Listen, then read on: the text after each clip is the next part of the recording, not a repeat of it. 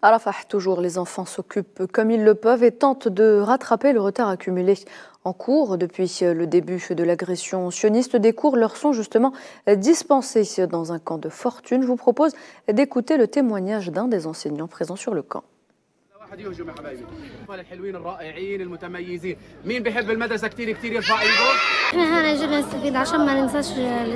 Nous sommes venus ici dans le but d'apprendre et de ne pas oublier ce que nous avons déjà étudié. Notre objectif est de restaurer le niveau éducatif précédent et je suis convaincue que nous y parviendrons.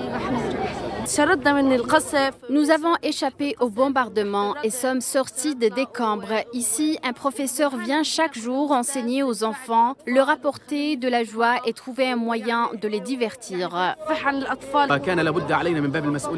Par conscience professionnelle, nous avons dû prendre la décision de poursuivre le processus éducatif malgré la rareté des ressources. Pourtant, nous savons que le peuple palestinien est comme un phénix qui renaît de ses cendres. Sa formation continue ainsi que sa créativité et son caractère unique. Bien sûr, il existe de nombreux obstacles dus au bombardement sioniste continu, ainsi qu'au grand nombre d'étudiants cherchant refuge dans des centres de déplacement. Comme vous pouvez le constater, il y a un nombre important d'étudiants. Aussi, les ressources de base et le soutien logistique, notamment les cahiers, les stylos et tous les autres produits de première nécessité font défaut.